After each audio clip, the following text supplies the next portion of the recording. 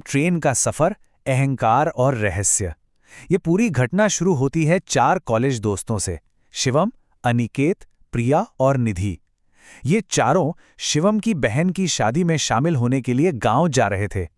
सुनने में तो एकदम आम सा ट्रेन का सफर लग रहा है ना, पर असल में यही सफर एक ऐसी भयंकर भूल बनने वाला है जो इनकी जिंदगियां पूरी तरह पलट कर रख देगा। दिन कुछ इस तरह से गुजरा। सुबह का वक्त हंसी मजाक में निकल गया, दोपहर भी ठीक ठाक बीती और फिर आई शाम। शाम आते आते ना बोरियत होने लगी, और हम सब जानते हैं कि बोरिंग वक्त में दिमाग खुराफात सोचता है और गलत फैसलों को जन्म देता है। रात होते ही अचानक से पावर कट होता है और अनिकेत इस बोरियत को दूर करने के लिए एक खेल खेलने का आइडिया देता है। पर ध्यान दीजिएगा, ये कोई आम खेल नहीं था, ये था सीधे सीधे भूतों को बुलाने का खेल। खेल के नियम सुनेंगे तो दिमाग हिल जाएगा, बेहद सख्त और डरावने। अनिकेत अपने दोस्तों को मनाता है और 3 स्टेप्स बताता है। पहला स्टेप, एक बोर्ड को रखना। दूसरा, 4 मोमबत्तियां जलाना। और तीसरा, जो कि सबसे अहम था, एक दूसरे का हाथ कस के पकड़कर बैठना और किसी भी हालत में अपनी जगह से ना उठना। इसका मतलब समझ रहे हैं?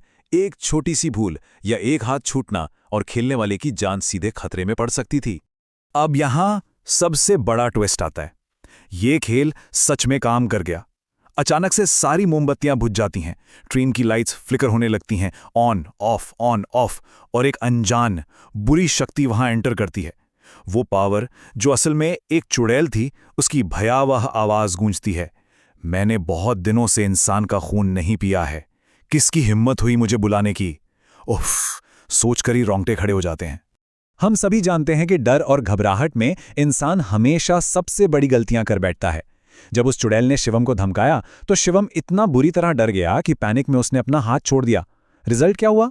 वो सुरक्षा का सर्कल टूट गया। उस टूटे हुए सर्कल और फिर शिवम की अकेले वॉशरूम जाने की जिद ने उसे पूरी तरह से असुरक्षित कर दिया।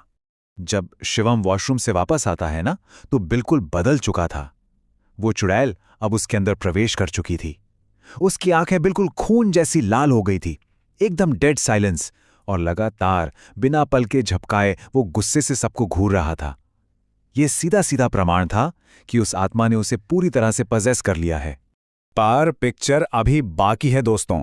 निधि और बाकी लोग हिम्मत बिल्कुल नहीं हारते। वो इस खतरे से निपटने के लिए हमारी संस्कृति की सदियों पुरानी ताकत का इस्तेमाल करते हैं। निधि तुरंत अपना हनुमान जी का लॉकेट निकालकर शिवम के गले में डाल देती है। वो सब वापस एक दूसरे का हाथ कस के पकड़ते हैं, एंटिटी को वापस भेजने का मंत्र पढ़ते हैं और एकदम जोर जोर से हनुमान चालीसा का पाठ शुरू कर देते हैं। और जानते हैं, इन्हीं अनुष्ठानों की ताकत से वो आखिरकार उस बुरी शक्ति को बाहर निकालने में कामयाब हो ही जाते हैं।